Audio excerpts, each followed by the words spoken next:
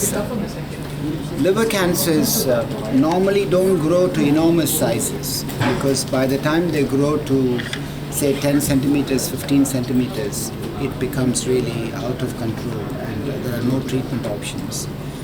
And liver cancers usually come in patients with cirrhosis, where they've got liver problem. And many times it's not possible to remove the cancer because of the underlying cirrhosis, because the underlying liver disease, because there is a risk of liver failure. This patient is a unique patient where the tumor had grown to an enormous size. It had grown to the size of 6.6 kilograms. And it's like the patient having a pregnant mother with twins. So the weight of the liver cancer was almost like two babies, pregnancy with two babies. So they've attempted many places and treatments were attempted. They had previous, in another hospital, they had an operation where they opened and it was bleeding profusely, and they quickly had to close the abdomen and say nothing can be done.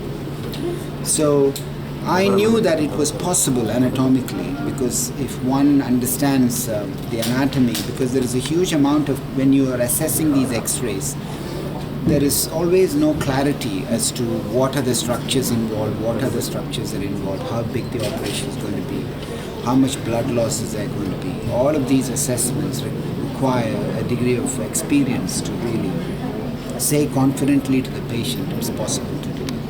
I felt that it was possible to do.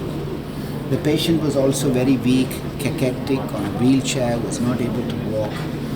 There were risks, and the family understood because there was no other option. And the patient had the operation on the 31st of March.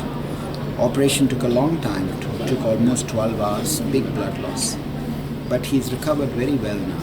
And the rest of the liver is normal. There is no other tumor in the rest of the liver. And we are hoping that if we keep a close eye on him and close follow-up, if in the future something else comes up, also we'll be able to treat. But without this operation, I don't think he would have survived another 1 or 2 months, because he was already on a deathbed. Now you have done a largest ever removal of the tumor. Do you think, what is the ray of hope for the other patients in the country and looking for medical? By saying that we have removed the largest tumor, I'm not trying to say that every patient would be able to have treatment. What I'm trying to say is there may be a select group of patients who have got very advanced cancer where surgery may be possible. So I'm saying that patients should not give up that easily when they have had 1 or 2 opinions where it's not possible.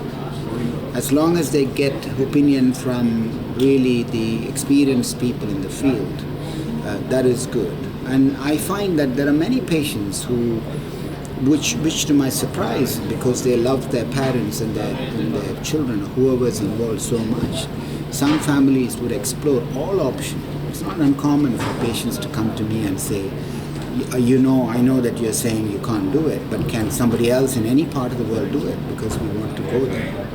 So I think it is this drive in some patients which is making this possible for these things to be done successfully.